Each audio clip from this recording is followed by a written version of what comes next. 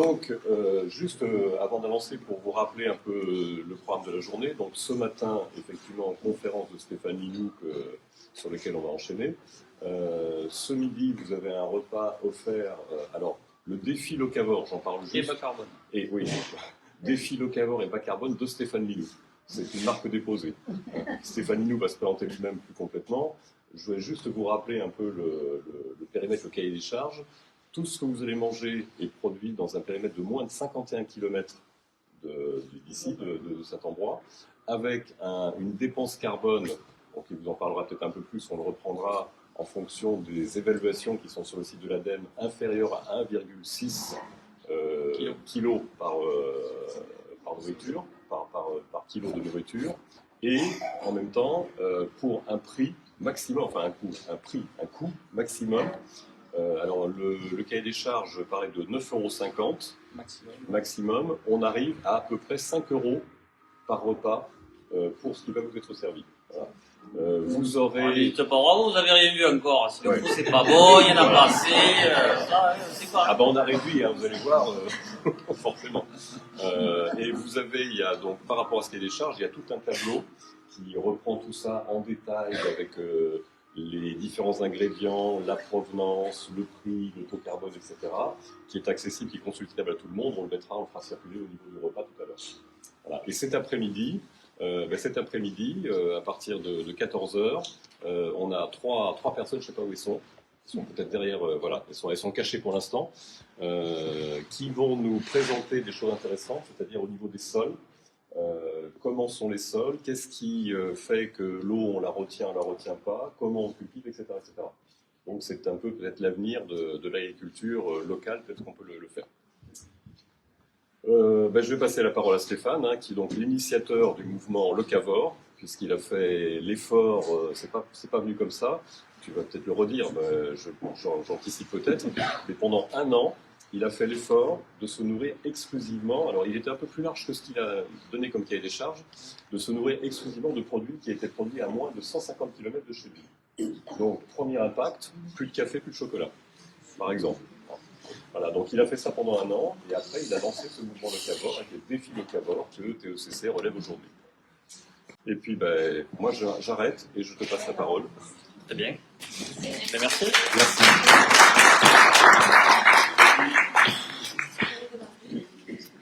Bonjour à tout le monde.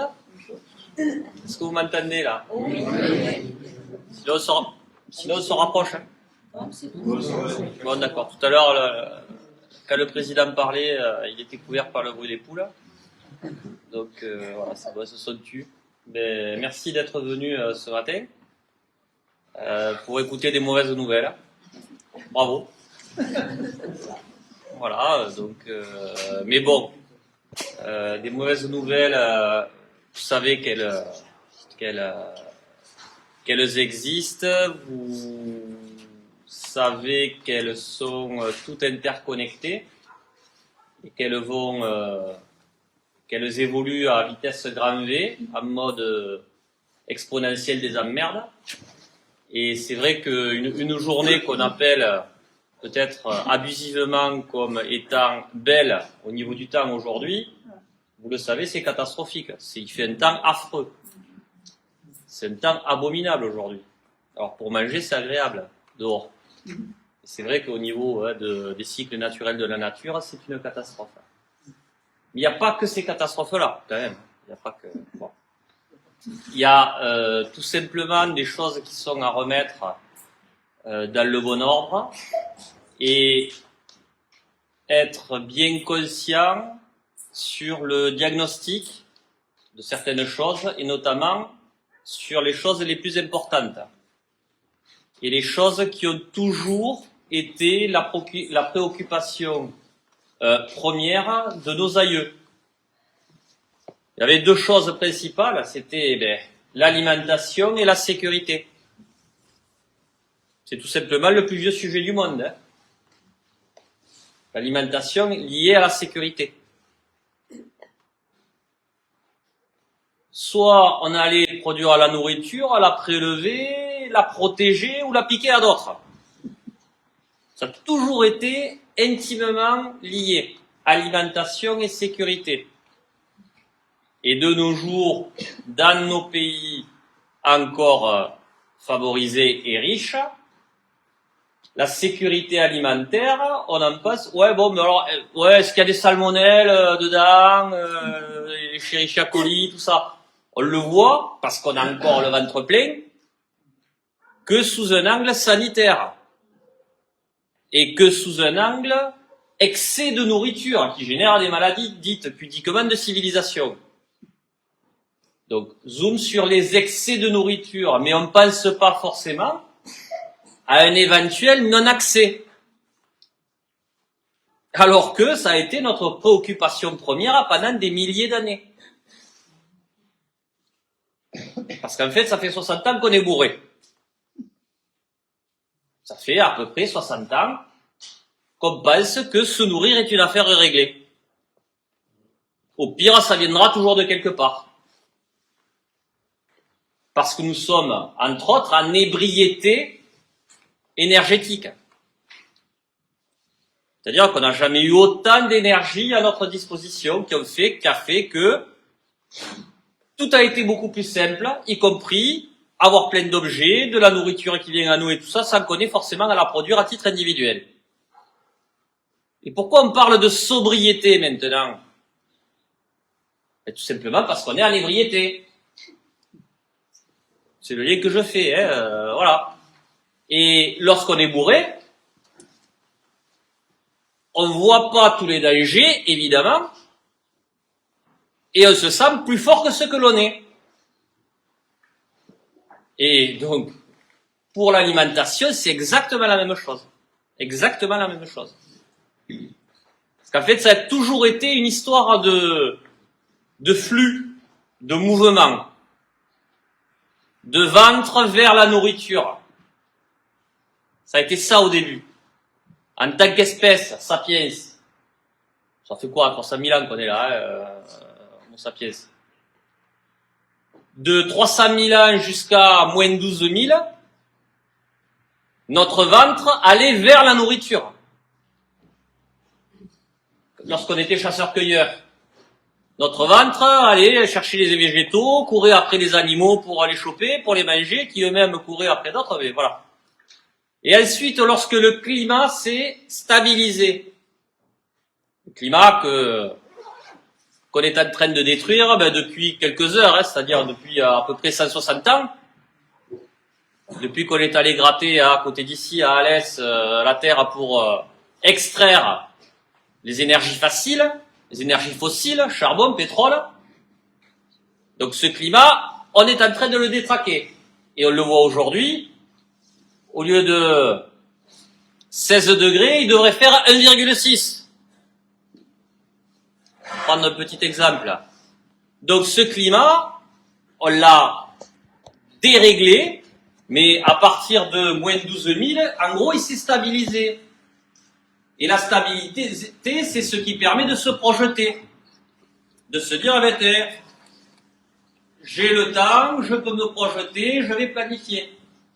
Donc c'est à moins 12 000 que notre ventre s'est arrêté de courir après la nourriture. C'est à partir de ce moment-là qu'on a fait pousser la nourriture autour de notre ventre. Donc c'était le néolithique, c'est là qu'on a inventé l'agriculture. Et pas longtemps après, pour sécuriser les récoltes, eh bien en fait on s'est regroupé en communauté. C'est là qu'on a inventé les villages. C'est là qu'on s'est dit, de telle colline à telle colline, c'est à nous, collectivement.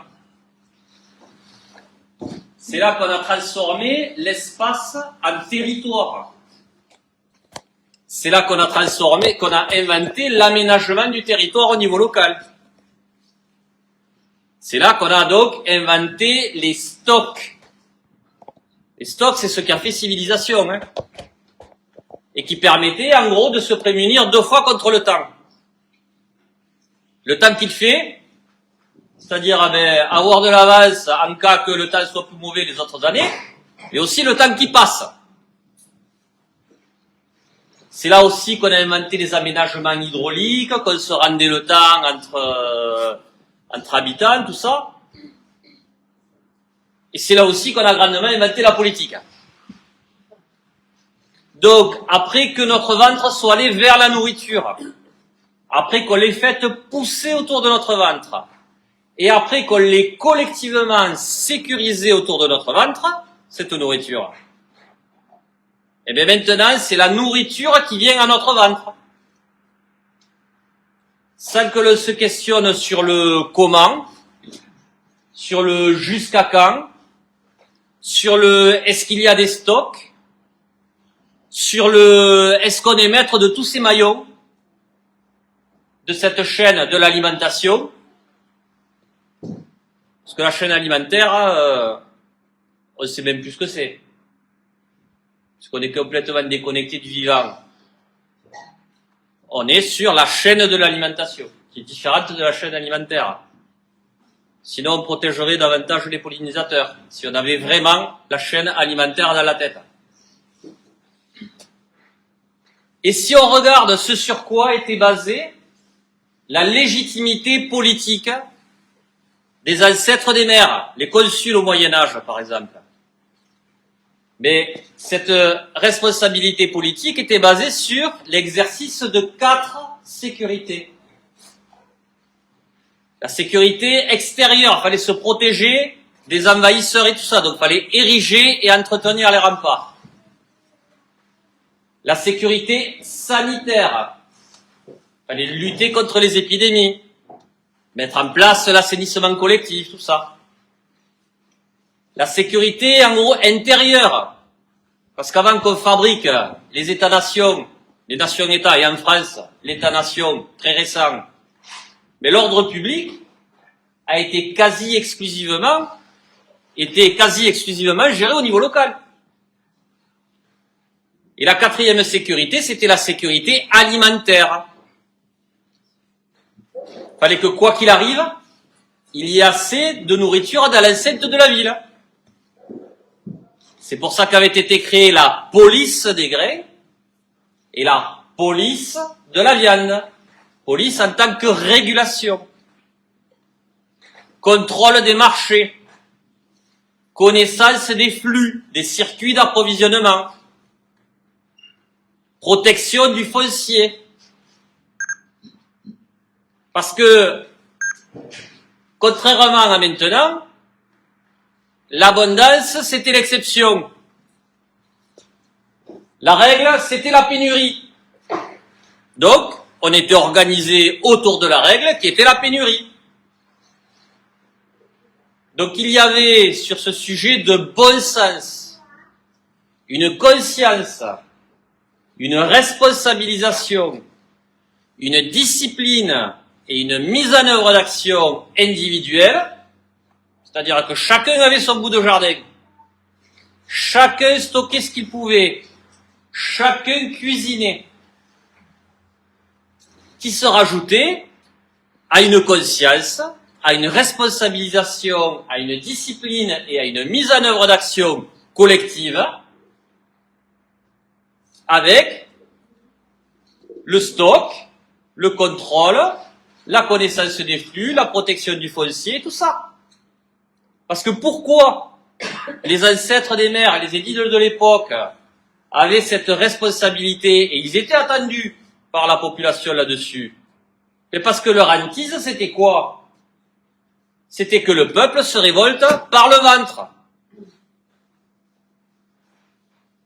Et cette question-là, qui était une coproduction individuelle, les individus qui faisaient leur part, et collective des élus qui faisaient leur part, et bien cette question-là est sortie des têtes individuelles et collectives pour être maintenant indirectement assurée par des acteurs privés que sont Leclerc, Carrefour et compagnie, qui n'ont que, en gros, 2, 3, 4 jours de stock.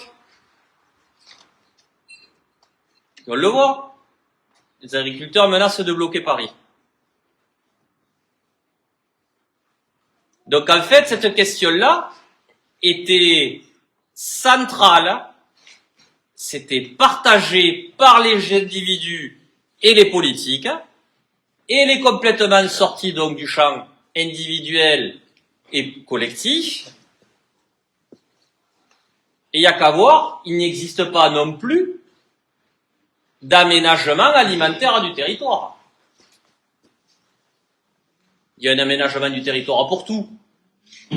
Les routes, amener l'électricité, amener les réseaux d'eau, mailler le territoire de casernes de pompiers, l'accès au haut débit et compagnie. Il y a un aménagement du territoire en France pour quasiment tout. Mais il n'y a pas d'aménagement alimentaire du territoire.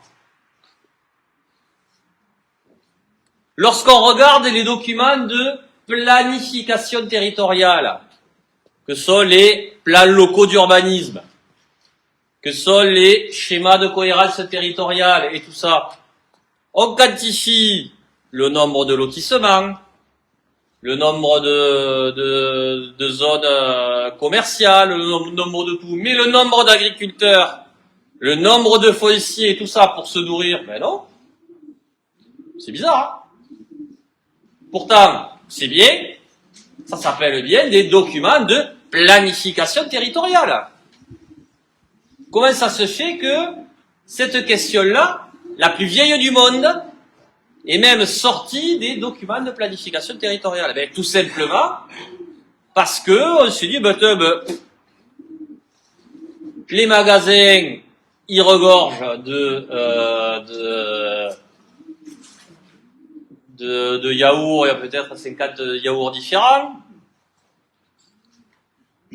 On lutte plus contre l'obésité que contre la faim, en gros, encore dans nos pays.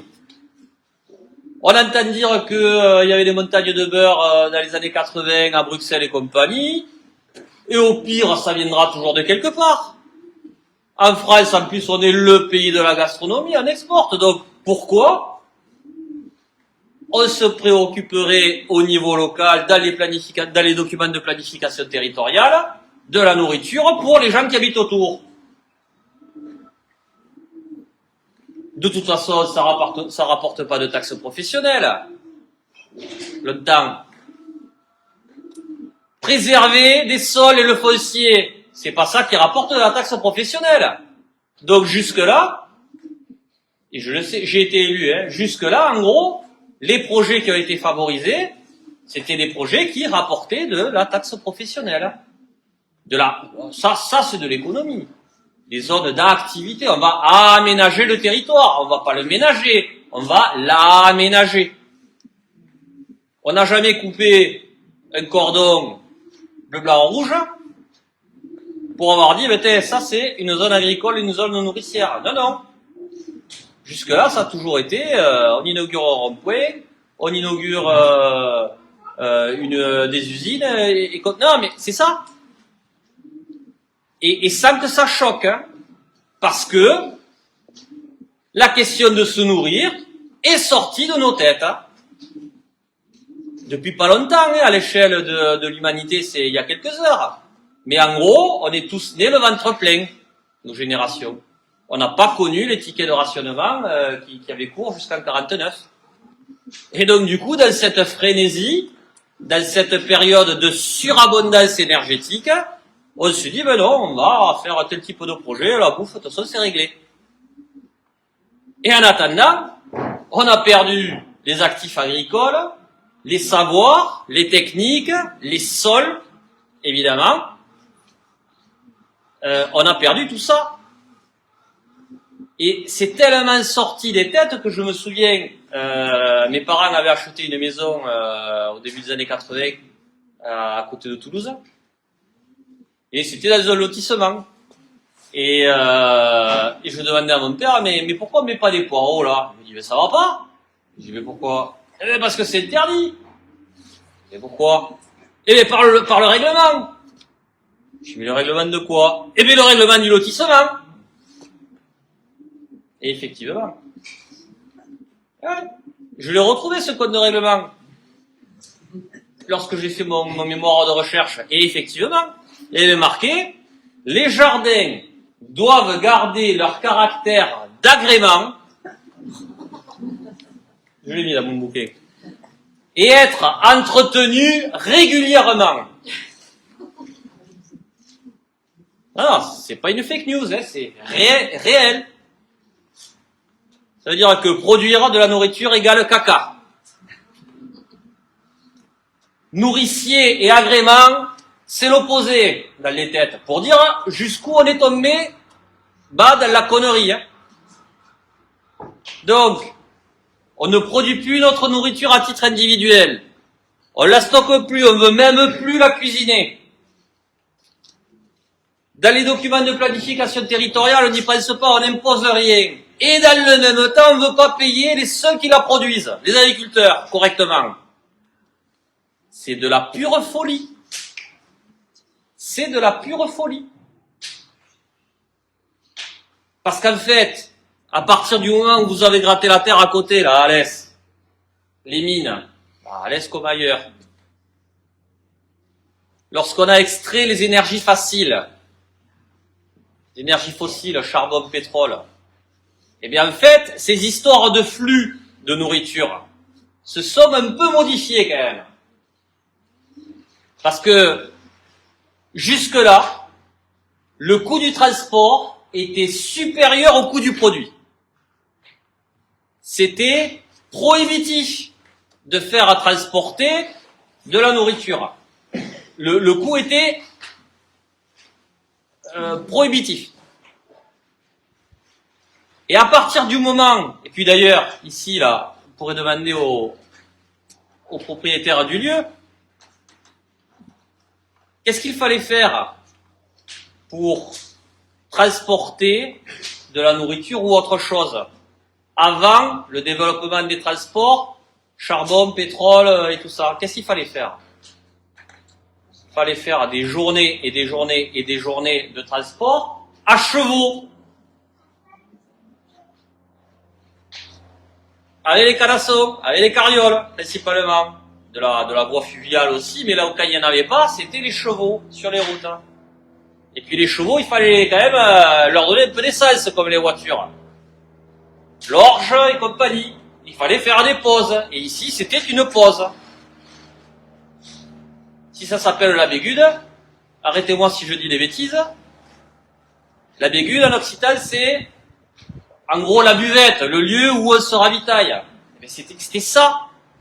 Donc en fait, ça coûtait de l'argent pour transporter, parce qu'il fallait s'arrêter longtemps, donner à manger aux chevaux longtemps et compagnie.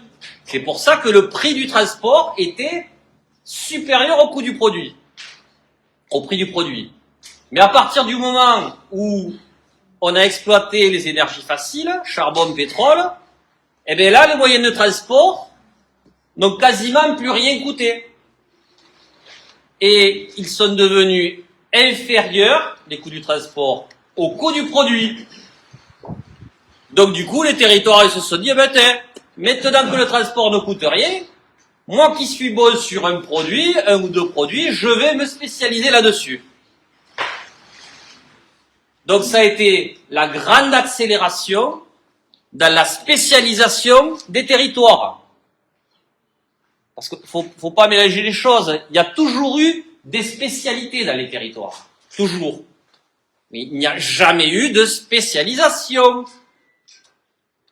Et la spécialisation des territoires est arrivée à partir du moment où le transport est devenu quasi gratos.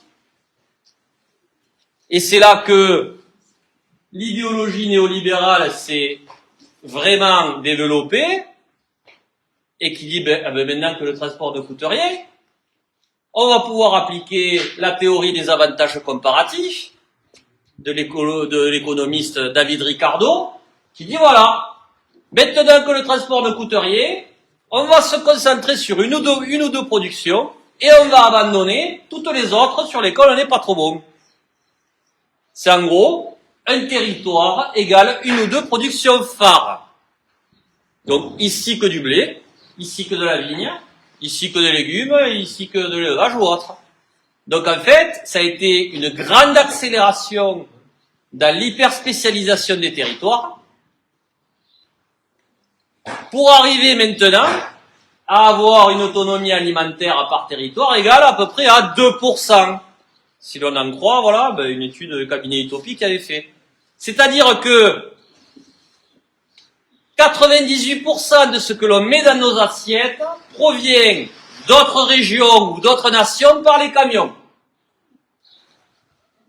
Mais dans le même temps, 97% que l'on produit sur nos mêmes territoires sont envoyés par camions dans d'autres régions ou dans d'autres nations. Donc c'est comme la clim, hein, c'est du double flux. Hein. On est dépendant de deux flux. Un flux vers l'extérieur pour envoyer vers l'extérieur le surplus des productions sur lesquelles on a décidé de se concentrer, et un flux vers l'intérieur pour amener les productions qu'on a décidé d'abandonner. Donc on est doublement dépendant, et c'est quelque part là qu'on a transformé nos territoires en EHPAD à ciel ouvert. Mais contrairement aux personnes qui rentrent en EHPAD où c'est pas choisi, c'est pas de gaieté de cœur, là, c'est dans la joie et dans la bonne humeur, et en toute frénésie, que nos territoires se sont volontairement désautonomisés et se sont rendus dépendants. 2%. C'est-à-dire que ça marche bien tant que les perfusions alimentaires, perfusion vers l'extérieur et perfusion vers l'intérieur, marchent bien, sont sécurisées ou autres. Mais le jour où il y a un problème sur ces perfusions, qu'est-ce qui se passe? Parce qu'en fait, je vois les territoires comme des microbiotes. Vous savez, il y a des microbiotes pour tout, là, hein, maintenant, microbiote intestinal, de la peau, tout ça. Et nos systèmes alimentaires de territoire, j'aime bien les comparer à des microbiotes. Des microbiotes qui sont tout simplement des systèmes. Des systèmes qui sont tous composés de différents maillons. Et au niveau de ce que j'appelle donc les microbiotes alimentaires de territoire, j'y vois 5 maillons principaux. Un club des 5, ceux qui lisaient les séries à l'époque. Premier maillon des producteurs. Et j'y mets dans les producteurs professionnels, c'est-à-dire nos paysans, mais également les producteurs individuels, c'est-à-dire ceux qui ont un jardin et qui décident de le travailler ou autre. Deuxième maillon, les transformateurs. Dans les transformateurs, j'y mets quoi? Les restaurants collectifs, cantines et compagnie, mais également à la maison, là aussi, les gens qui cuisinent. Troisième maillon, les distributeurs. Les magasins, tout ça, mais j'y mets également la logistique, car c'est un vrai sujet quand même, la logistique. Quatrième maillon, les consommateurs. C'est-à-dire les personnes qui décident de flécher ou pas leur consommation, leur porte-monnaie vers des acteurs du territoire. Mais également les restaurants, la commande publique et tout ça. Et le cinquième maillon, les prescripteurs. J'y mets quoi là-dedans? Les collectivités locales qui ont à leur disposition la commande publique, l'édiction de certaines règles, les documents d'urbanisme sur lesquels elles ont la main, les dispositifs comme les projets alimentaires territoriaux, comme les plans climat, air, énergie territoriaux, et tout ça, collectivités locales. Mais dedans, ce monde des prescripteurs, j'y mets également, par exemple, les organismes HLM, des organismes sociaux qui, peuvent évidemment rajouter et accoler au logement des jardins ou autres. Et si je reprends l'exemple du lotisseur, il y a un sacré moment qui interdisait de faire pousser des légumes dans les jardins, ce sont des prescripteurs là aussi. Donc ces 5 maillons de ce club des 5, Eh bien, à force de s'être hyper spécialisé dans nos territoires et d'avoir une abondance énergétique telle que on n'a même plus besoin de s'en occuper, eh bien, à force, avec le temps, il y a des maillons qui ont fondu. Il y a des maillons qui ont disparu. Il y a certains maillons de distribution, de production qui ont disparu. Des maillons de transformation avec les légumeries, les abattoirs et compagnie, eh bien, faute de choses à transformer ou autres, bon, ils ont disparu aussi. Le maillon des consommateurs également, eh ben donc, non, il y a tout dans les grandes surfaces, la provenance, je m'en tape, j'achète un iPhone et compagnie. Bon, ce maillon a fondu également. Donc on se retrouve avec des microbiotes alimentaires de territoire, partout, qui sont tous moribonds, parce qu'il manque des maillons. Mais un système, quel qu'il soit, pour pas qu'il s'effondre, qu'est-ce qu'il lui faut? Mais des béquilles extérieures qui viennent artificiellement l'équilibrer. Et c'est exactement ce qui se passe avec les apports extérieurs de partout. Et là, notamment pour la nourriture, 98%. Donc en fait, un système, quel qu'il soit, à qui il manque des maillons, est déséquilibré. Et si il ne vient pas être équilibré artificiellement par des béquilles extérieures, eh bien, il tombe en désordre. Et des désordres au niveau des territoires, pour moi, ce sont des troubles à l'ordre public. C'est tout simplement ça. Donc en fait, tout ça tient alors qu'il manque des acteurs de production, de transformation, de distribution, de planification et compagnie. Tout ça tient uniquement parce que les flux, les béquilles extérieures fonctionnent encore. Mais s'il arrive un problème sur ces béquilles, sur ces perfusions, eh bien là, le microbiote alimentaire de territoire se retrouve face à lui-même, c'est-à-dire carencé, et qui tombe en désordre. Et c'est ça qu'il faudrait éviter. Donc je me suis toujours questionné sur ces trucs-là, et mon premier métier, ça a été d'accueillir des candidats à l'installation en agriculture. Et je m'étais dit, après mes études de géographie, histoire et aménagement du territoire et développement local, c'était bon, dans le monde de la production et dans le monde agricole, on doit se poser la question. Ah ben non. J'ai dit, ben merde. Pas longtemps après, je rentre dans un deuxième monde, le monde de la sécurité. Donc là, je m'engage chez les pompiers volontaires. Et là, je me dis, bon, dans ce monde-là, donc de la protection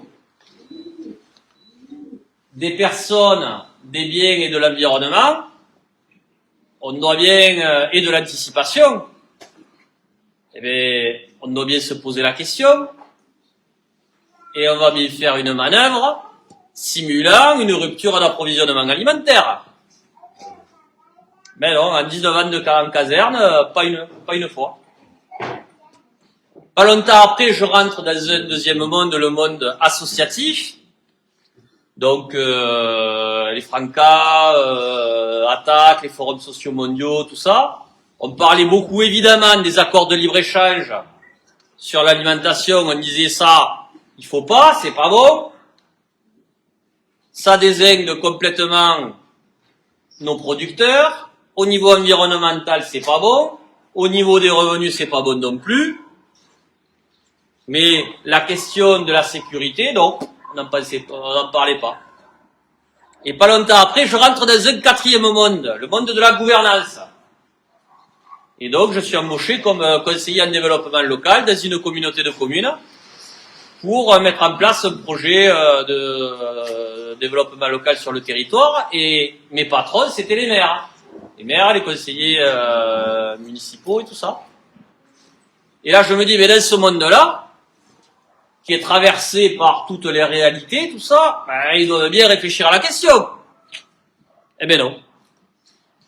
Et là, je me dis, mais merde, putain, mais ce sujet, tu le vois, il est transversal. T'as un pied dans ces quatre mondes, Et t'as aucun de ces mondes qui regarde ce sujet de manière transversale. Et là, je me dis, mais putain, mais si t'arrivais à les mettre autour de la même table, eh bien, ils sauraient pas se parler parce que aucun de ces mondes n'a les codes des trois autres. Il y a qu'à voir, il y a de moins en moins d'agriculteurs dans les collectivités locales.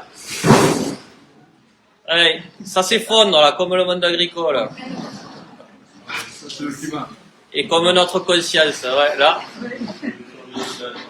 Non, mais que l'échelle ne tombe pas sur quelqu'un là quand même.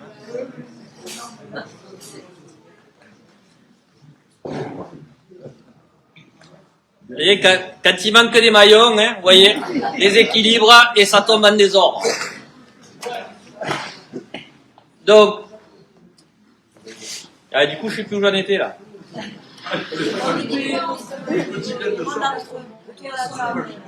C'était quoi la dernière connerie que je racontais là? Oui, voilà. Le fait, c'est que ce sujet qui est pourtant transversal, je me dis, mais personne ne le voit de manière transversale, et même t'aurais beau réussir à les mettre autour de la table, ils ne sauraient pas comment se parler parce qu'ils n'ont pas les mêmes codes. Et j'apprends à cette même période-là l'existence des AMAP, évidemment que vous connaissez. Donc c'était en 2004. Et je me dis, ben, ça serait bien dans l'Aude, dans le Lauragais, là où j'habitais, ben, de créer la première AMAP du département de l'Aude, parce que c'est quand même pas mal comme système. Il y avait, bon, les trois piliers, déjà à l'époque, tarte à la crème du développement durable, le truc qui nous a fait perdre 40 ans. Et polluer moins pour polluer plus longtemps. Mais ça permettait quand même de poser certaines bases. Économie, écologie, lien social. C'est-à-dire des consommateurs qui achètent au bon prix, au prix juste, une production à des agriculteurs, qui plus est avec un engagement dans le temps et qui plus est avec les volumes suffisants. Et bien, quelque part, je me dis, mais ce sont des personnes organisées en association qui fabriquent du temps long à une profession. Mais en miniature, hein. Je dis, ben ouais, parce que la richesse reste fixée dans la ferme, puisque les consommateurs payent au juste prix le producteur, mais cette richesse reste également fixée sur le territoire, puisqu'elle ne s'en va pas, cette richesse, à travers les grandes surfaces pour atterrir après dans les paradis fiscaux. Écologie, pourquoi? Mais parce qu'il y a le deal qui est passé entre les consommateurs et le producteur. C'est moi, le consommateur, je m'engage à t'acheter ta production au bon prix, dans le temps et dans les volumes qui te vont bien, à condition que ta production soit bio ou qu'elle le devienne. Donc c'est bien un encouragement pour le producteur avec ces trois ingrédients, c'est-à-dire le bon prix, les bons volumes et dans le temps, pour muter de système et pour maintenir son activité sur le territoire. Et le troisième volet, donc, le lien social, ben voilà, il y a des échanges entre consommateurs et producteurs, entre consommateurs aussi, tout ça. Et j'avais envie d'y rajouter un quatrième pilier. Pilier de la sécurité. Pourquoi la sécurité? Ben, tout simplement parce que lorsque l'on entretient par des achats réguliers et au bon prix une activité de production agricole et de transformation au plus près de chez soi, eh bien c'est la meilleure façon de maintenir en vie ces mêmes activités. Et on est très content de les avoir s'il y a un problème d'acheminement sur les circuits longs. Donc je me disais, ces consommateurs organisés en AMAP, comme M. Jourdain faisait de la prose sans le savoir, ils fabriquent de la sécurité sur leur territoire. Et on l'a vu au début du Covid. Lorsqu'il y a eu une menace sur les circuits longs, c'était quoi le premier réflexe? Se rapprocher des repères locaux qui rassurent. Et là, en quelques heures, nos agriculteurs sont devenus terriblement sexy. Ah ouais, non, mais oh là là, t'es le plus beau, t'es le plus fort, je t'adore, je vais toujours être avec toi. Voilà. Bon, et après, comme dans la chanson de Nougaro, au déconfinement, chacun est rentré chez son automobile. Eh oui. J'en discutais beaucoup avec des agriculteurs qui disaient, putain, j'espérais que ça dure 3 semaines de plus pour qu'on se rende compte de l'utilité d'avoir des agriculteurs au plus près des lieux de consommation. Et donc, ce 4e pilier que, en 2004, donc, il n'y en avait même pas 10 en France, c'est des AMAP, où j'ai créé la première du département de l'Aude en 2004. Donc, économie, écologie, lien social et sécurité. Parce qu'il y a un truc, quand même, qu'on n'évoque pas trop. On évoque de plus en plus, oui, les externalités environnementales, oui. C'est-à-dire des dégâts liés à une production sur des types de production sur l'eau, sur la biodiversité, sur la santé, tout ça, d'accord. Celles-là, on les connaît maintenant. Mais il y en a une que l'on n'aborde pas encore, je radote depuis plus de 20 ans là-dessus, ce sont les externalités que j'appelle de sécurité. Les externalités de sécurité. C'est-à-dire que lorsqu'on achète des produits que l'on pourrait produire localement, lorsqu'on achète des produits qui viennent de loin, d'ailleurs, eh bien, en fait, les non-achats locaux détricotent des infrastructures nourricières locales. C'est comme des muscles que l'on n'entretient pas. Et bien, au bout d'un moment, faute d'entretien, ils fondent. C'est-à-dire que acheter des produits qui viennent de loin, trop souvent, et pour des choses que l'on pourrait produire localement, ben, c'est fabriquer de l'insécurité localement. C'est aussi con que ça.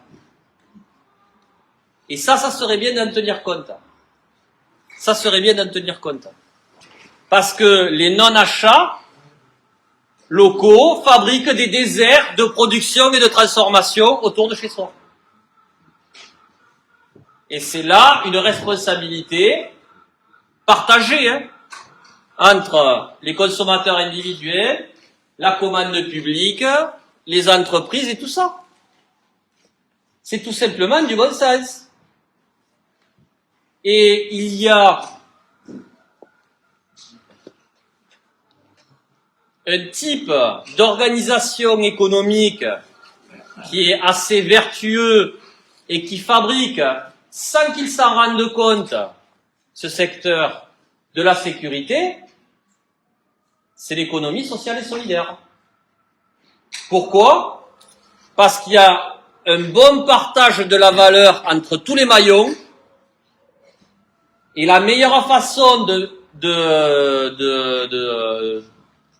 maintenir en vie tous ces maillons, c'est de les payer correctement et de répartir équitablement la valeur. Donc l'économie de la prédation fabrique de l'insécurité. Et que quelque part, l'idéologie néolibérale est allée trop loin, et je le dis, je suis pas un kolkhozien, hein. Je suis pas pour un retour à Brejnev, hein. Mais on est sûrement allé trop loin dans la dérégulation, on est allé trop loin dans la théorie des avantages comparatifs de Ricardo, et quelque part, c'est en train de se rapprocher vers des questions régaliennes que sont la sécurité. C'est-à-dire que lorsque j'ai lancé le mouvement Locavore en France, en 2008, c'était pour ça. Je voyais que j'avais tout ça de liste d'attente de consommateurs qui étaient prêts à payer des producteurs. En AMAP, j'avais 50, 60 ou 80 à une époque personnes en liste d'attente. On ne trouvait pas de producteurs à mettre en face. Et là, je me suis dit, mais attends, mais c'est le contraire de ce que l'on observe dans notre système économique. On est habitué à avoir une concurrence entre producteurs ou entre entreprises pour avoir des consommateurs. Et là, c'était le contraire. Hein. C'était des consommateurs qui étaient organisés et solvables, qui n'avaient pas de production à consommer, tout simplement parce qu'il n'y avait pas les producteurs autour. Et là, je me suis dit, mais attends, c'est comme si l'argent ne valait plus rien. J'avais tout un tas là de contrats déjà signés, il ne manquait plus que le nom des producteurs, avec les carnets de chèques et tout ça. Je me suis dit, mais attends, s'il arrive un problème sur l'acheminement, on ne pourrait pas se nourrir autour. Et là, j'étais à Castelnaudary, il en manque pas de la nourriture, mais c'est de la nourriture potentielle. Blé dur, tournesol. Il n'y a que ça, et c'est pas transformé localement. C'est exporté dans je sais pas quel pays, et ça revient sous forme de pâte. Donc le truc, c'est que j'avais pourtant énormément de consommateurs prêts à payer, qui avaient déjà signé, et il n'y avait pas la production. Il y avait indisponibilité du produit. Et donc là, je lance donc le mouvement Locavore en 2008, en France, pour alerter sur notre degré de vulnérabilité par rapport aux approvisionnements. Et je me mets en scène et je décide, pendant un an, de ne me nourrir qu'avec des produits issus d'un rayon de 150 km autour de mon assiette. Donc plus de café, de chocolat, de bananes, tout ça. Et j'étais parti d'un scénario qui était, donc on était en septembre 2008. Imaginons qu'un jour, il y ait une pandémie grippale qui bloque les chaînes d'approvisionnement. Combien de temps on tiendrait sans se taper dessus avec le peu que l'on produit à titre individuel, avec le peu que l'on stocke à titre individuel, avec le peu que nous cuisinons à titre individuel, avec le fait que nous nous fournissons pour à peu près 70% de notre alimentation à travers les grandes surfaces, qui n'ont que 2 jours de stock, 2-3 jours, sans panique, avec le fait que nos microbiotes alimentaires de territoire, comme on a vu là, sont tous moribonds parce qu'il manque les maillons,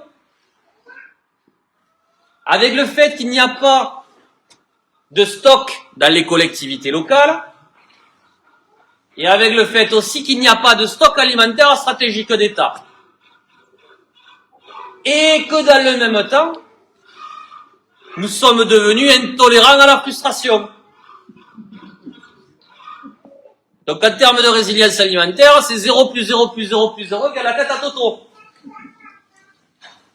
Donc là, je me mets en scène, je fais ça sérieusement, et je me fais suivre par une conseillère en économie sociale et familiale pour que elle démontre si ça m'a coûté moins cher, plus cher ou pareil. Je me fais également suivre par un médecin, donc bilan sanguin avant, pendant, après, tout ça, pour répondre par l'absurde. Parce que de nos jours, on est obligé de démontrer le bon sens. Les conneries, les infox, tout ça, non, leur vie, elle se multiplie. Par contre, le bon sens, on est obligé de le démontrer. On est obligé de démontrer que quand on cuisine, ça coûte moins cher. Ah ouais, t'es sûr? Eh oui, vas-y, calculette, la règle de 3. On est obligé de démontrer que quand on cuisine, c'est le meilleur service que l'on peut rendre à nos producteurs. Et j'ai été obligé de démontrer que, en mangeant local pendant un an, je ne suis pas tombé malade. Parce qu'on m'avait dit, mais, ouais, tout, tu vas tomber malade. Je me demandais, mais pourquoi? Eh bien, parce que tu vas t'anémier. Eh bien, pourquoi? Eh bien, parce que tu n'auras plus de vitamines. Et pourquoi? Eh parce que tu mangeras plus de fruits exotiques.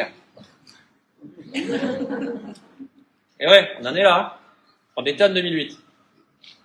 Et c'est là qu'on voit les ravages du marketing. Quand on voit sur les bouteilles là, de jus de fruits, vitamines, je sais pas quoi, c'est tout simplement parce qu'on les a rajoutés en labo, parce qu'on les a tués à la production, à la transformation, à la distribution et à la conservation. Les gens ne savent pas que c'est dans les fruits et légumes frais qu'il y a le plus de vitamines. Et lorsqu'ils sont locaux, ils ont plus de chances d'être frais. Donc d'avoir plus de chances d'avoir des vitamines. Et il a fallu le démontrer, ça aussi. Et je m'étais fait suivre au début par une sociologue. Parce qu'on m'avait dit, ouais, t'auras plus d'amis. Mais ouais, tu vas devenir casse-couille, à vouloir toujours manger local, plus personne ne t'invitera, ça va être, tu vas t'isoler, quoi. Ah bon. Alors j'en ai parlé à une sociologue avec qui je mangeais régulièrement. Elle m'a dit, allez, si tu veux, je te suis. Et puis là, au bout de 10 jours, je lui ai dit, bon, allez, t'emmerdes pas. J'ai jamais vu autant de monde de ma vie. Parce que les médias venaient, je passais quoi tous les 10 jours sur TF1, M6, la presse écrite, les radios, télé, tout ça. Parce qu'ils étaient, attirés par cette curiosité, c'était attirés par le type qui buvait plus de café. Mais une fois qu'ils étaient venus attirés par ça, je leur disais pourquoi ils étaient venus, pourquoi je faisais ça. Et c'était pour des questions de sécurité, de prévention des risques. Parce que le titre de mon expérience, c'était quoi? Bon, c'était mangeons local, d'accord, mais le sous-titre, c'était vraiment très clair. C'était permettre à un territoire et à sa population de se nourrir localement, 2 points, une question d'ordre public. J'ai rien inventé. C'est tout simplement le plus ancien couple de risques qui existe. Approvisionnement alimentaire et ordre public. J'ai rien inventé. J'ai tout simplement dépoussiéré le plus vieux sujet du monde. Mais à cette époque-là, donc je continuais mon travail, je continuais à être pompier, tout ça, je passais autant de temps à dire ce que je faisais qu'à faire ce que je disais. Et les gens étaient très curieux, les journalistes aussi, sur le comment. C'est-à-dire, est-ce que ça me coûte plus cher? Est-ce que je suis tombé malade? Est-ce que je suis devenu casse-couille? Est-ce que je prends ma voiture pour aller chercher un produit ici, un produit ici, un produit ici, un produit ici? Donc je leur montrais, mais non, j'avais tout rassemblé au lycée agricole avec plusieurs AMAP et plusieurs producteurs. Bon, c'était pour optimiser la logistique. Donc ils étaient plus intéressés par le comment que par le pourquoi. Mais moi j'avais fait cette expérience-là par rapport au pourquoi. Le pourquoi, et c'était donc la question, c'était le risque de rupture d'approvisionnement alimentaire qui est réel, qui pourrait déboucher sur des troubles à l'ordre public. Le fait qu'on se tape dessus. Et ça, bon, ça n'a pas intéressé. Ensuite, je me présente à une élection, et je suis élu départemental, donc conseiller général, sur le canton de Castelnaudary-Nord. Alors, j'employais le mot sécurité, ça tombe. Le mot élection, Castelnaudary, ça tombe aussi. Qu'est-ce que je vais dire après? Donc en fait, j'avais mon programme en gros, c'était écologie, économie, sécurité. En rappelant tout simplement qu'il n'y a pas d'économie s'il n'y a pas d'écologie. Il faut quand même être lucide sur le fait que l'économie n'est qu'un sous-produit de l'écologie. Il faut vraiment l'avoir en tête, ça. L'économie, c'est quoi? C'est transformer des ressources avec de l'énergie. Et au milieu, il y a du savoir-faire et de l'organisation. Et si on se chamaille entre droite et gauche, on joue sur la fiscalité. Mais s'il n'y a pas assez de ressources accessibles et en bon état, ben, il n'y a pas d'économie, hein. Ou alors on n'a pas la même, hein. Mais il n'y a pas non plus de sécurité s'il n'y a pas d'écologie. Parce que la sécurité, c'est quoi? C'est pas les flashballs et les drones, hein. C'est pas ça, hein. Le plus gros de la sécurité, c'est tout ce qu'on met en place en amont pour pas que l'insécurité arrive. C'est comme la santé. Le plus gros de la santé, c'est pas les médicaments et la chirurgie. Le plus gros de la santé, c'est tout ce qu'on met en place en amont pour limiter les chances de tomber malade et pour limiter les chances d'avoir une maladie grave. C'est la prévention. C'est comme la sécurité routière. La sécurité routière, c'est pas que les radars et les amendes. C'est tout ce qu'on met en place en amont, en prévention, sur la sensibilisation, sur une chaussée sécurisée, les voitures, sensibiliser les gamins pour qu'ils fassent chier les parents, ça compte aussi. C'est tout ça. Donc, la sécurité, le plus gros de la sécurité, c'est tout ce qu'on met en place en amont pour pas que les sécurités arrivent, mais là aussi, s'il n'y a pas assez de ressources en bon état et accessibles, eh bien, c'est là que la vraie sécurité arrive. Parce que pour l'instant, on est sur de l'insécurité résiduelle par rapport à ce qui pourrait arriver si on arrivait à toucher les sujets relevant à la subsistance, c'est-à-dire l'alimentation, l'eau et tout ça. Et j'avais calculé aussi les milliers d'euros qu'on avait fixés autour de Castelnaudary avec les 120 familles qu'on avait organisées en AMAP, les milliers d'euros qui étaient fixés sur le territoire toutes les semaines. Plusieurs milliers d'euros. Et en disant, voilà, c'est en miniature, d'accord, hein, c'est que 120 familles, c'est qu'avec des AMAP, mais si on élargissait ce principe à la restauration collective et voire au-delà, eh bien là, on fixerait de l'économie, de l'écologie et du lien social et de la sécurité. Et avec tout ça, j'ai été élu. Et j'ai eu la confirmation que chez mes collègues conseillers départementaux, ils ne voyaient pas le lien entre circuit court de proximité et sécurité. J'ai interrogé les divers préfets qui étaient là, les gendarmes, les policiers, les militaires, les pompiers, tout ça. Je leur dis, voilà, est-ce que pour vous, la non-territorialisation de la production et de la consommation alimentaire, à l'heure où les flux sont de plus en plus vulnérables et à l'heure où les populations sont de plus en plus intolérantes à la frustration, est-ce que pour vous c'est une question? Si oui, qui réfléchit? Si oui, qui s'en occupe? Si oui, est-ce qu'il y a des plans? Et si oui, quand ça a été répété? Et là, je voyais qu'au fur et à mesure que je posais les questions, ça devenait des questions dans leur tête.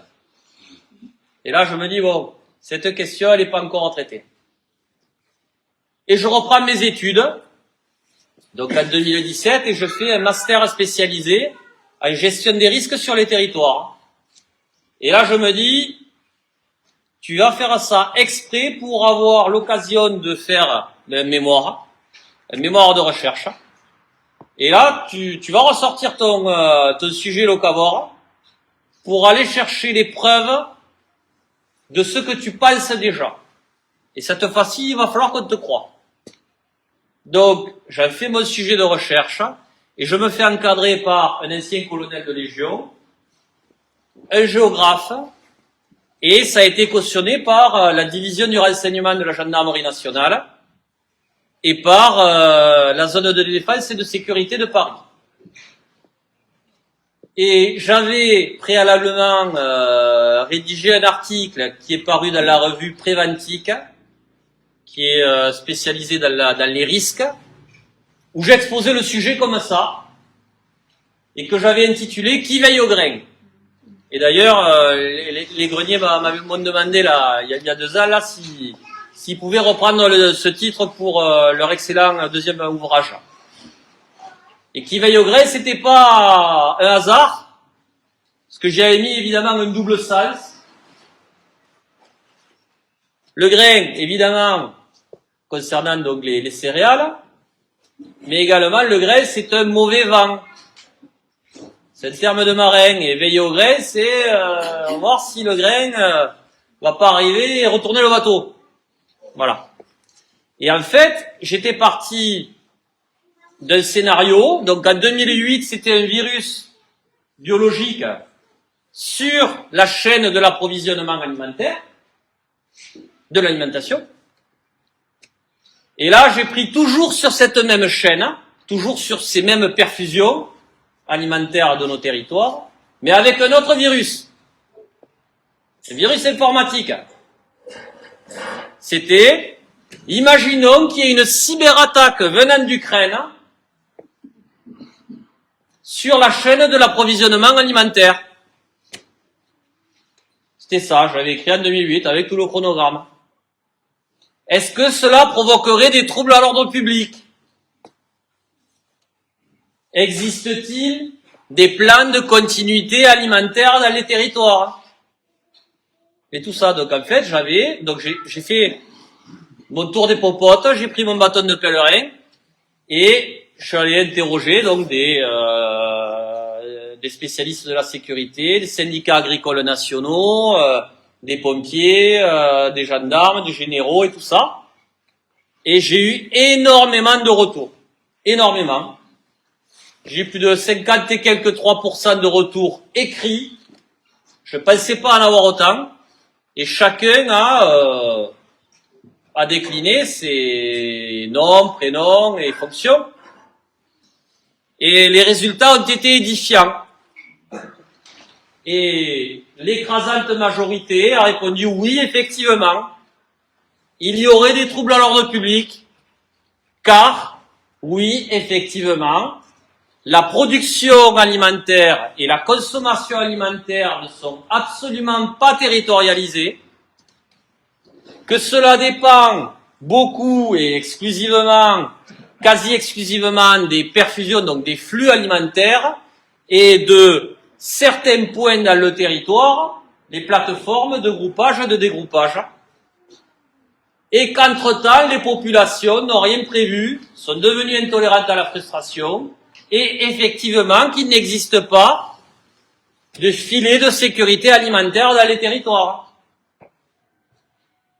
Donc oui, notre continuum sécurité-défense serait affaibli, car, ben oui, le vigile de supermarché serait débordé, qui ferait appel à la police municipale qui serait débordée, qui ferait appel à la police nationale qui serait débordée, qui ferait appel à la gendarmerie nationale qui serait débordée, et qui ferait appel au reste de l'armée qui serait affaibli.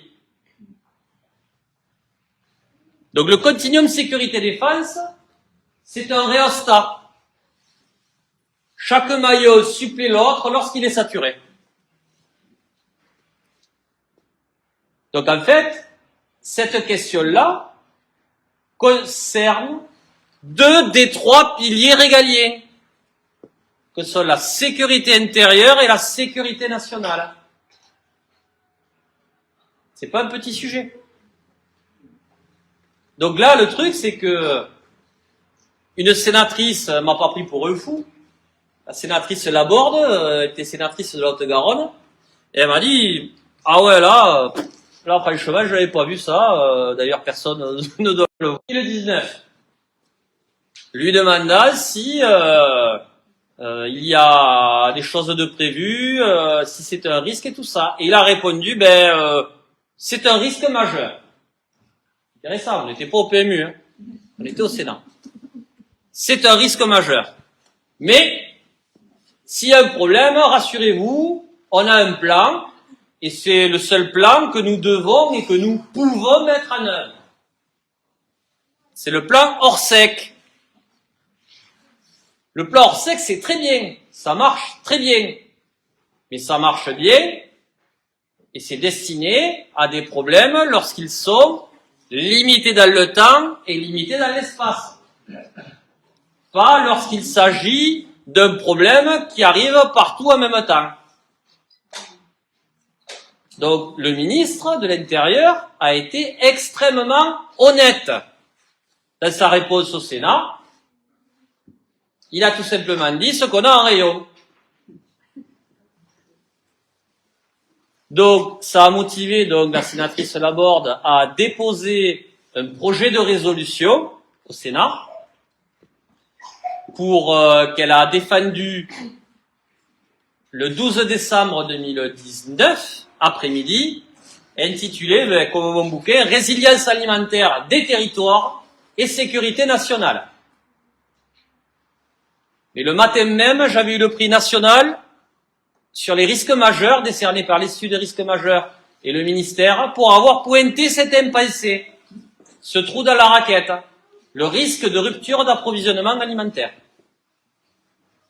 Et l'après-midi, elle défend son projet de résolution, et où il y avait plusieurs propositions, en rappelant que le plan Orsec c'est bien, mais c'est pas la réponse adaptée à un problème systémique, avec des propositions comme reconnaître le risque de rupture d'approvisionnement alimentaire dans les documents de sécurité civile, enrichir la loi de programmation militaire concernant l'alimentation, qui est un secteur d'activité d'importance vitale, mais qui n'est pas considéré dans tout son spectre, c'est-à-dire que le foncier n'y est pas, les semences non plus, ni l'eau pour ça. Et également une proposition pour une loi foncière. Et de préparer les populations. Eh bien, en fait, il n'a manqué que 16 voix pour que ce projet de résolution soit adopté.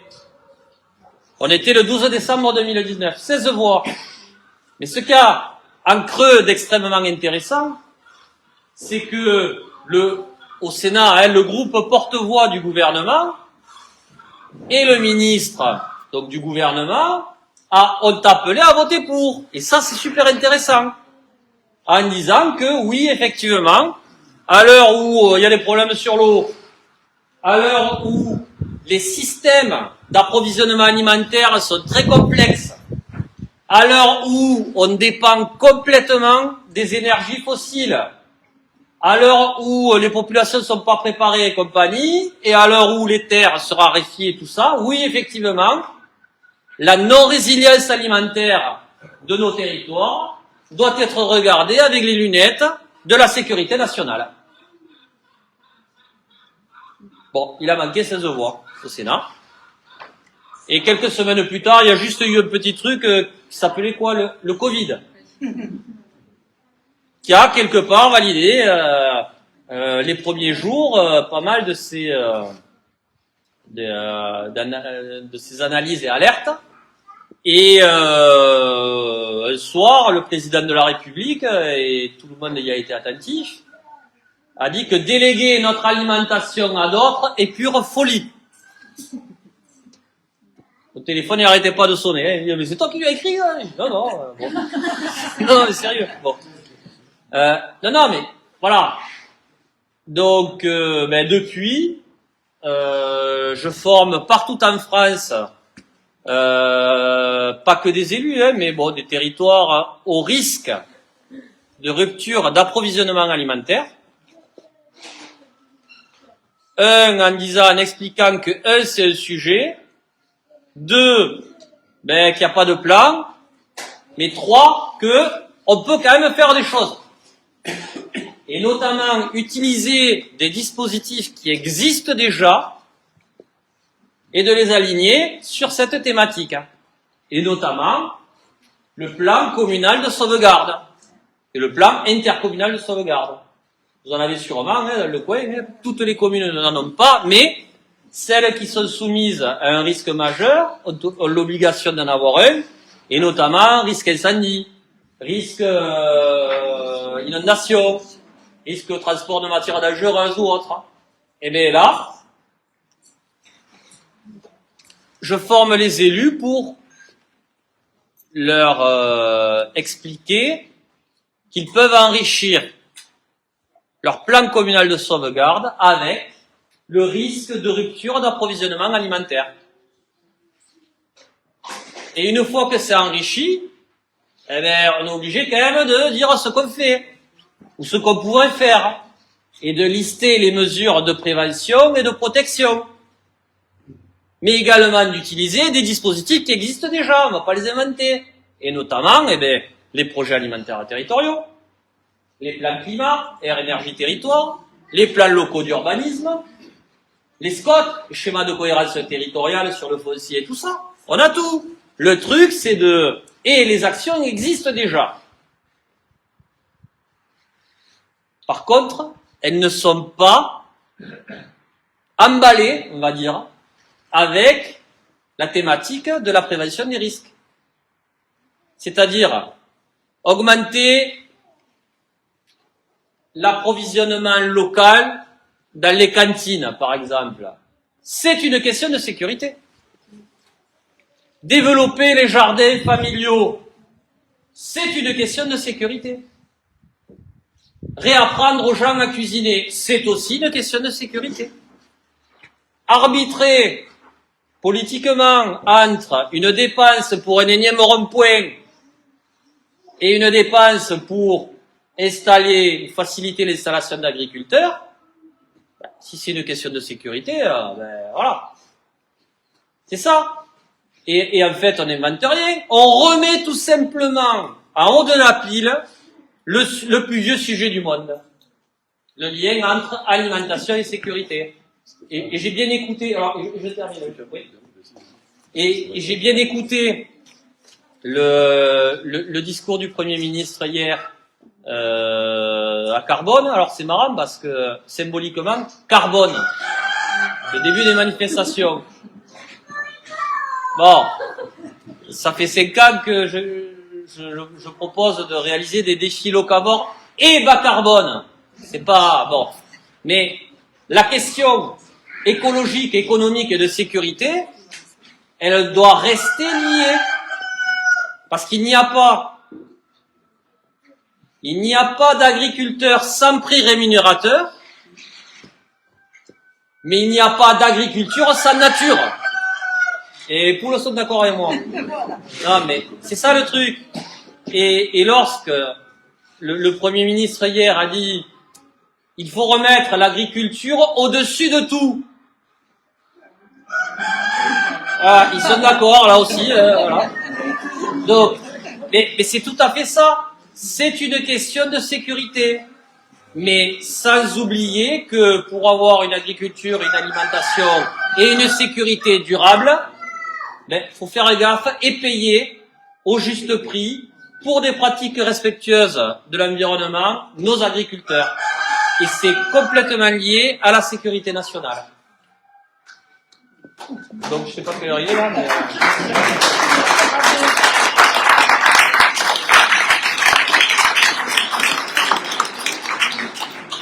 Vous remarquez quand même que l'organisation est très bien faite puisque le signal a été donné par les coqs.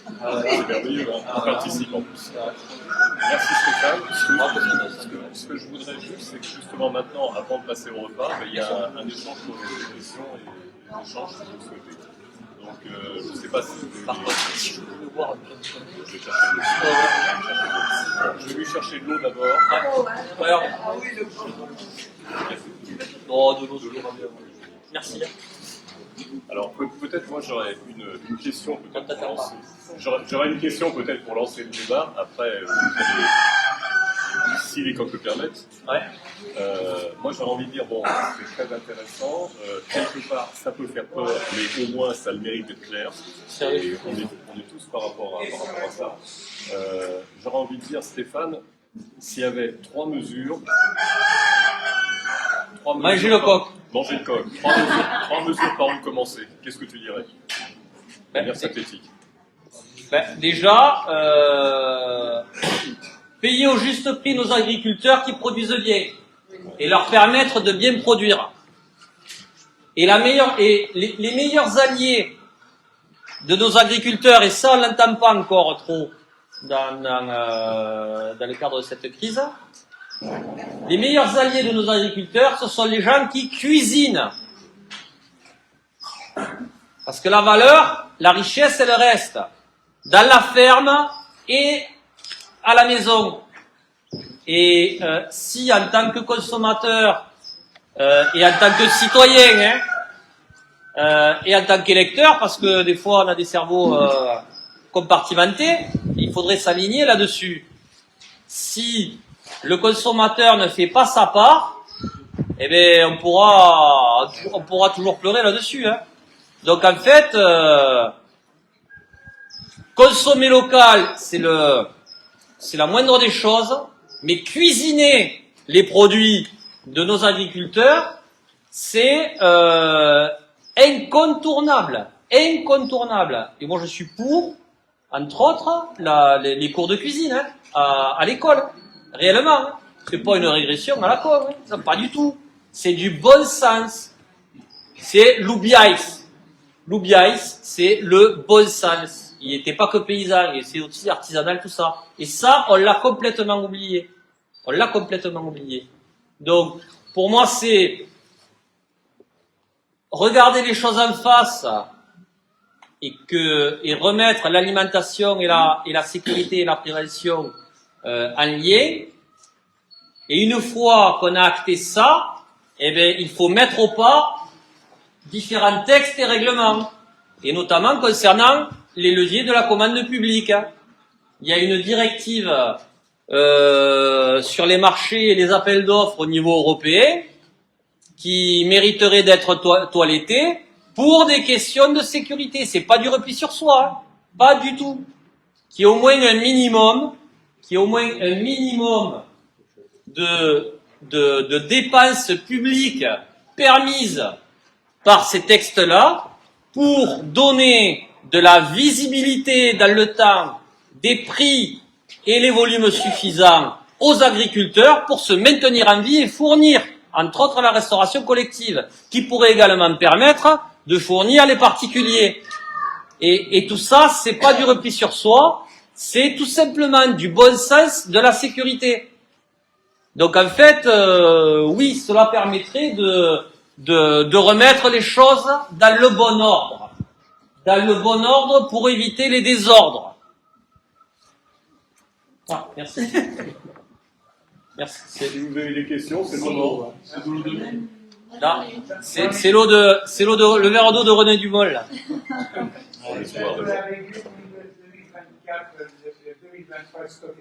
Il y a une question ici.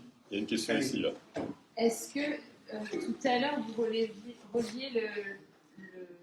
avec l'exemple de la MAP qu'il y avait assez de consommateurs mais pas assez de producteurs? Est-ce que ça se vérifie si on inverse un peu les flux et qu'on rapatrie de la production au niveau de territoire au lieu qu'elle s'expatrie? Est-ce que ce serait suffisant pour répondre à la demande ou est-ce qu'il faut qu'il y ait plus de producteurs? Moi j'ai le même souci, j'ai trop de demandes et je n'arrive pas Vous faites quoi comme production? En maraîchage, je n'arrive pas à répondre à la demande.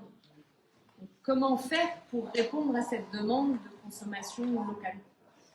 Va falloir remettre les gens dans les champs. Voilà. Ramener les flux ne permettrait pas, enfin c'est pas suffisant. Mais l'aspect prix, le truc c'est que pourquoi il y en a pas trop qui s'installent? Parce que ils sont pas sûrs d'avoir un revenu non plus. Donc avoir des prix corrects et rémunérateurs, c'est la meilleure façon d'attirer des gens pour s'installer.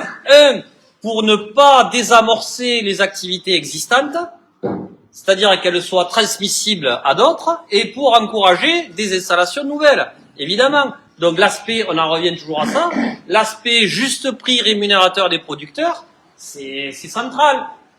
Mais avec du donnant-donnant, du gagnant-gagnant, C'est je m'engage à t'acheter au bon prix ta production, à condition qu'elle soit bio ou qu'elle le devienne. Donc c'est du gagnant-gagnant. Et ça ne peut se faire que dans le cadre de marchés quelque part un peu protégés. Oui, ici.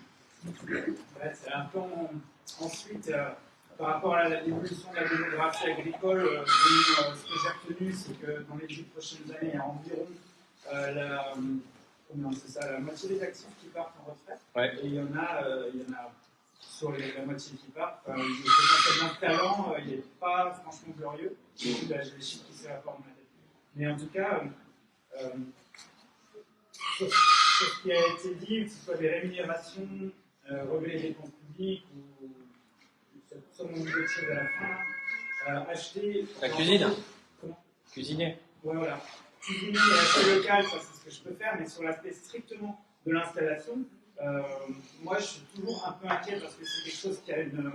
Je ne suis pas sûr qu'en 2-3 ans, je ne sais pas, l'État et les politiques publiques d'installation peuvent changer un cap avec une vitesse qui est nécessaire en fait, c'est vraiment souhaitable pour qu'il y ait plus d'installants, de personnes installées en agriculture, notamment, je ne sais pas, c'est légumes et des choses qui se mangent tous les jours en fait, ou des choses d'élevage, mais bref, je veux dire qu'il y a des choses qui sont structurelles dans les structures agricoles, ça s'appelle comme ça d'ailleurs, qui ne se changent pas du jour au lendemain et qui réclameront largement plus de 5 à 10 ans, notamment le fait qu'une énorme partie de la partie nord de la France est faite de grands céréaliers et que ces céréales, c'est pas fait pour manger de grappes.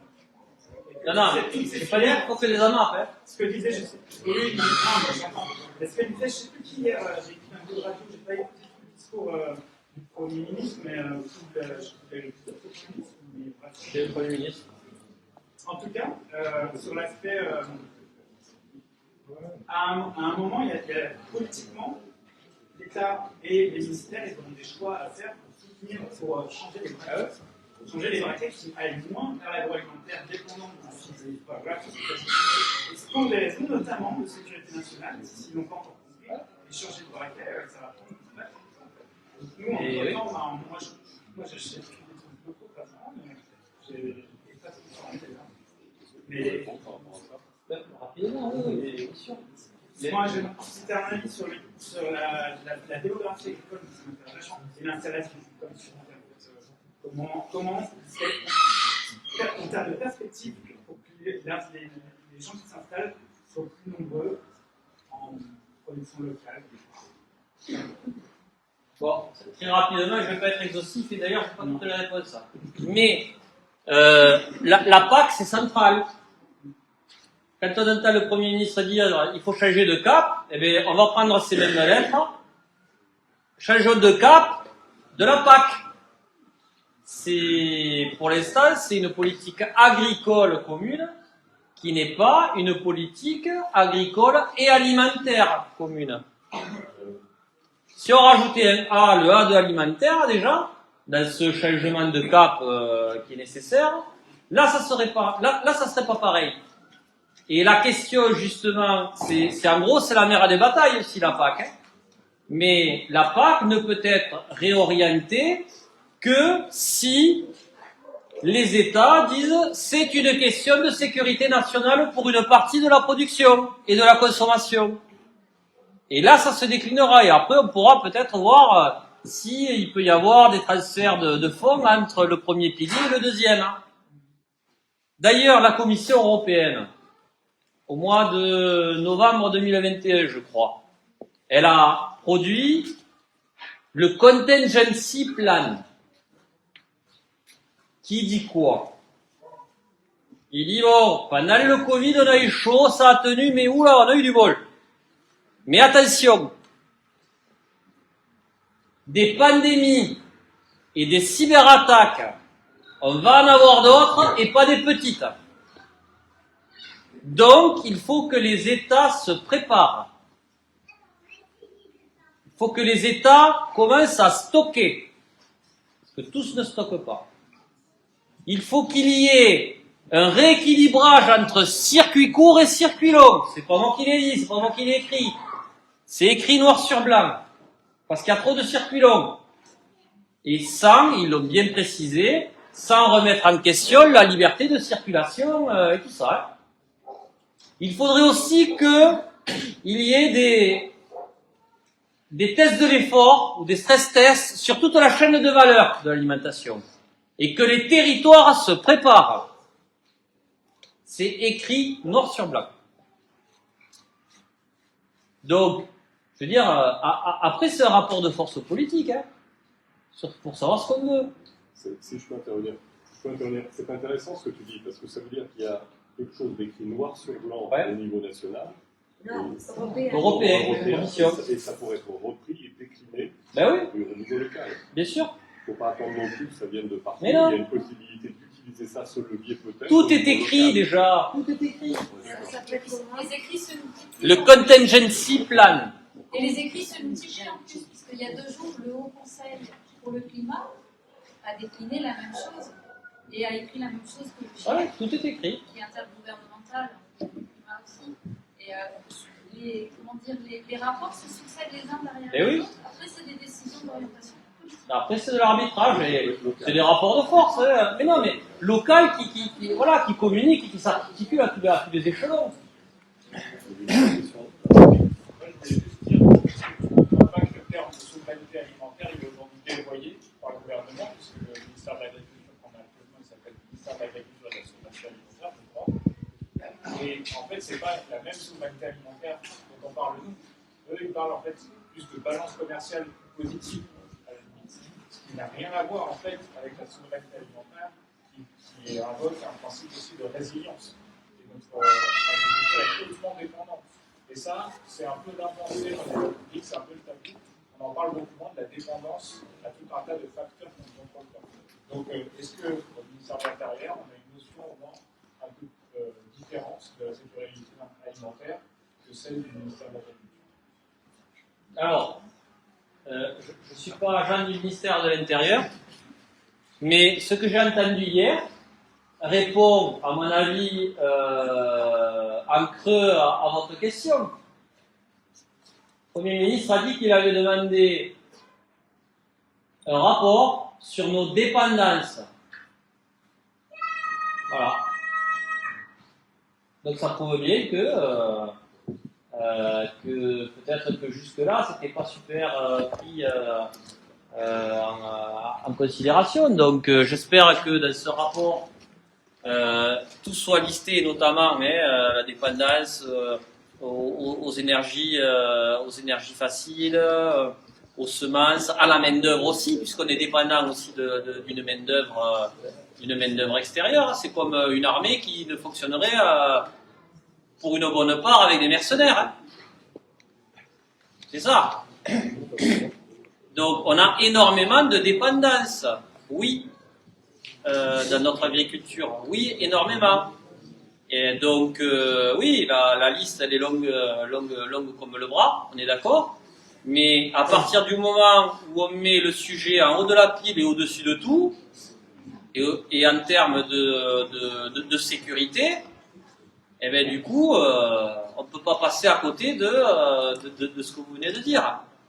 Et les ressources et la préservation de nos ressources, c'est aussi une question de sécurité. Donc, alimentation, sécurité, écologie et évidemment économie, il ne va pas falloir les fragmenter, hein. Sinon ça ne marchera pas. Est-ce que le volet santé, vous mettez dedans aussi en sachant que le lait, les céréales qui ont nourri l'humanité pendant des milliers d'années le rend malade depuis 50 ans, et ça c'est lié à l'évolution de la sélection des semences, mais aussi au mode de culture. Est-ce que ça c'est pas mis aussi dans l'aspect sécurité? Ben, La le truc... Je peux redire? Oui, redis plus fort si tu peux. Ouais. Oui, je posais la question si au niveau de la santé n'était pas aussi dans l'aspect sécurité, en sachant que les céréales, le lait, les produits laitiers qui ont nourri l'humanité pendant des milliers d'années rendent malade l'humain à l'heure actuelle, depuis 50 ans. Ça, c'est lié à l'évolution de la sélection végétale, animale, mais aussi au mode de culture. Est-ce que ça aussi, ça rentre pas aussi dans la sécurité alimentaire? Oui, mais de toute façon, tout est lié. Il n'y a qu'à voir One Health, une seule santé. C'est tout à fait ça. Mais il y a des angles qui sont plus audibles que d'autres. Et celui-là, il est moins audible que les autres. Toi, ça touche à la santé. Non, j'ai pas dit que c'est pas vrai. J'ai dit qu'il est moins audible que les autres. Parce que le truc, entre autres, c'est que ça fait 40 ans qu'on dit que la santé c'est important. Tout le monde s'en fout. Si on n'est pas malade de suite, on s'en fout. Ça fait plus de 40 ans qu'on dit que le revenu des agriculteurs c'est important. Tout le monde s'en fout. Il y en a 2 par jour qui se suicident. Donc voilà, ça fait 40 ans qu'on dit, oh les petits oiseaux, la biodiversité. Alors que si on parle de sécurité, c'est pas pareil. Là, on tend l'oreille. C'est triste à pleurer, on est d'accord,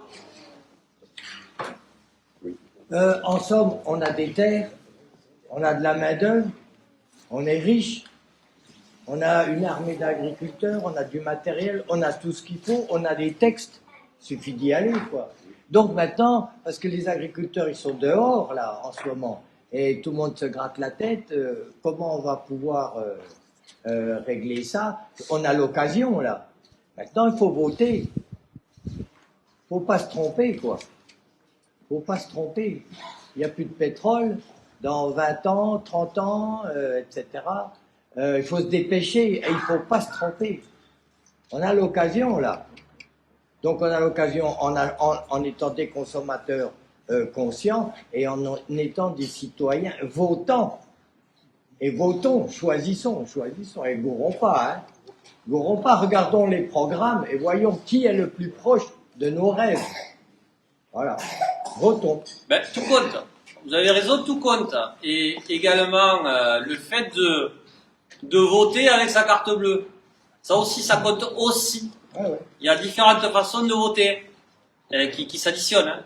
Mais c'est vrai que il y a tout un tas de solutions qui peuvent évidemment être mises en place, et notamment la sécurité sociale de l'alimentation, qui est aussi une des réponses.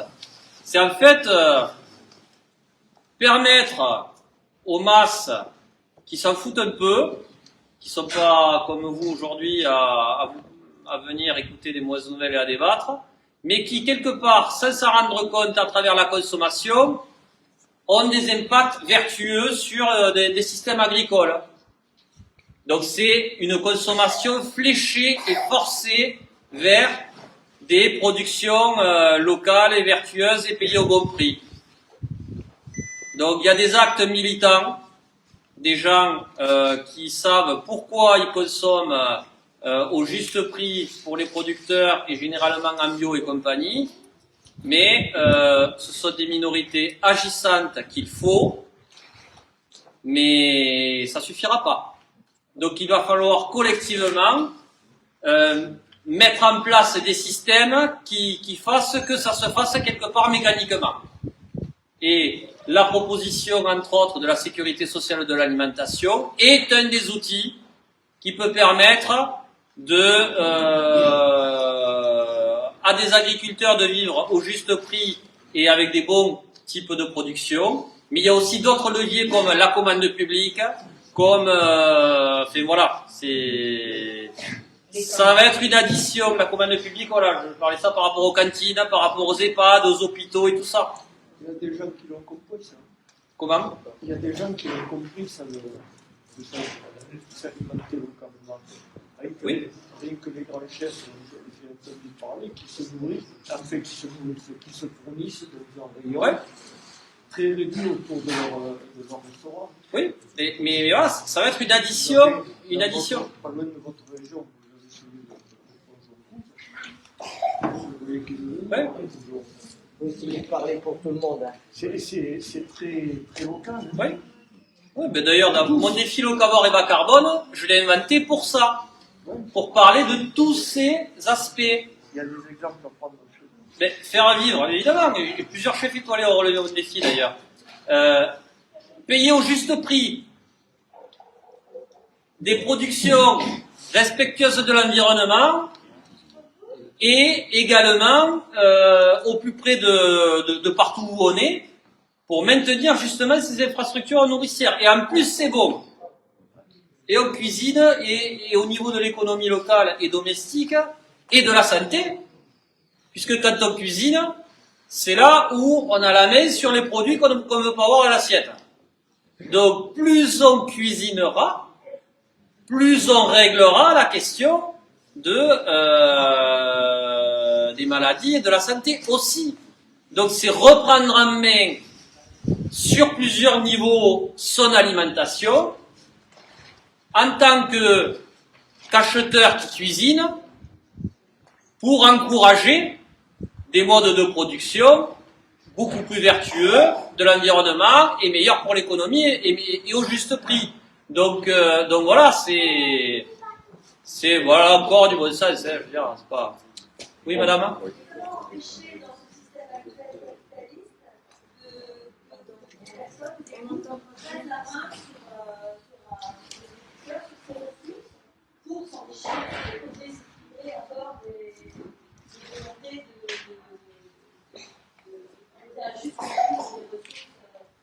Je peux intervenir par rapport à ça. Oui. Juste une réponse à vous donner. C'est une formule que j'utilise souvent. Je vais reprendre un mot de Coluche. Ça remonte à 40 ou 50 ans. Qui déjà, à l'époque, disait « Mais quand on pense qu'il suffirait qu'on arrête de l'acheter pour qu'il arrête de le faire. » Voilà. Se battre contre le système, vous avez probablement raison, mais se battre contre le système, moi, je n'ai pas les moyens. Par contre, les moyens que j'ai en tant que consommateur, c'est justement ce que disait Stéphane, c'est par rapport à mes achats, par rapport à ce que je fais, et c'est comme ça, je pense qu'on pourra faire avancer les choses. Je ne sais pas si tu veux. Mais non, mais c'est ça. Ça aussi, et qui est aussi une transparence sur la répartition des marges et de la valeur. Ça, c'est super important aussi, quoi. Parce que pour l'instant, c'est super flou, hein. Et la loi Egalim, elle n'est pas encore appliquée. Il y a eu des annonces hier comme quoi il y aurait plus de contrôle, tant mieux. Mais dans l'opacité, hein, c'est là qu'on peut facilement couillonner les gens. Enfin, les gens et les acteurs entre eux, quoi. Et il y a aussi un truc, c'est que plus le circuit est long, plus il est possible de faire les cons. C'est-à-dire que plus il y a d'intermédiaires, eh bien, plus il y a de chances qu'il y ait des dérapages et compagnie. Je dis pas qu'il faut être à l'autarcie, hein. Là, je sais pas si je l'ai dit. Je n'ai jamais dit, je ne pense pas qu'il faut être à 100% local pour tout. Par contre, on est à 2% d'autonomie alimentaire. Ça veut dire qu'on est très loin des 100% locales que je ne soutiens pas. Donc plus on éloignera le curseur qui est actuellement posé sur les 2% en autonomie alimentaire, plus on l'éloignera des 2%, plus on augmentera, bon, non seulement l'autonomie alimentaire de nos territoires, mais la résilience aussi de nos territoires. Parce que on va être obligé, et c'est sûr, de sortir d'une certaine hyper-spécialisation de nos territoires. Et la biodiversité, elle n'aime pas les monocultures, hein. Elle n'aime pas l'hyperspécialisation. Donc en fait, on augmentera également la protection de la biodiversité de nos territoires au fur et à mesure où on déspécialisera les productions de nos territoires. C'est pas revenir à il faut produire de tout dans un territoire, c'est pas ça que j'ai dit, hein. Mais on est allé trop loin dans la théorie des avantages comparatifs de Ricardo. C'est-à-dire qu'il faudrait peut-être rajouter un volume de cyrulnique dans le Ricardo. La résilience qui passe entre autres par la diversité et de ne pas mettre tous ses œufs dans le même panier. Donc la transparence, elle est centrale, hein. Bravo.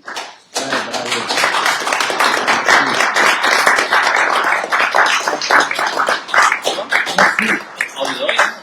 Merci. Alors, après après toutes ces nouvelles un petit peu anxiogènes quand même, j'ai une bonne nouvelle pour vous. On a un beau soleil, il fait quand même pas tellement chaud. Donc pour vous réchauffer, il y a un petit vin chaud avant le repas. Ah, Voilà. Local. Voilà. Alors, Et une petite déclaration quand même. tout à fait. L'association TSCC a été en charge d'établir le cahier des charges du PIX du territoire de Celles-Cévennes et la sécurité alimentaire est dedans. Il a été dans le cahier des charges. Maintenant, qu'est-ce qu'en font les politiques? Je n'en sais rien. Mais le cahier des charges existe, ainsi que la sécurité énergétique du territoire. Donc les deux plans sont dans le cahier des charges à la communauté de communes de le faire fonctionner maintenant. Alors, il y a donc un vin chaud pour ceux qui veulent, il y a aussi des boissons chaudes pour ceux qui ne veulent pas d'alcool. Ça, je précise que c'est en dehors du défi locavore. et bas carbone. Et bas carbone, pardon, tu as raison de le souligner. Donc je vous invite à vous rapprocher du bar pour voir ça, et puis après il y aura le repas, et pour chaque plat, on expliquera effectivement d'où viennent les produits, comment ça a été élaboré, etc. etc. À la suite du repas, il y a une magnifique exposition avec quelqu'un qui est Louis Julien, qui pourra vous parler effectivement des terres, de l'évolution des terres et de la culture. Et ça, ben, vous verrez un peu ce que l'on peut en faire et ce qu'il faudrait faire pour justement aller dans cette démarche et être capable de recultiver suffisamment sur place. Il y a encore des choses après manger. Mais en attendant, vous êtes invités à aller voir. Au Pinard. Au Pinard.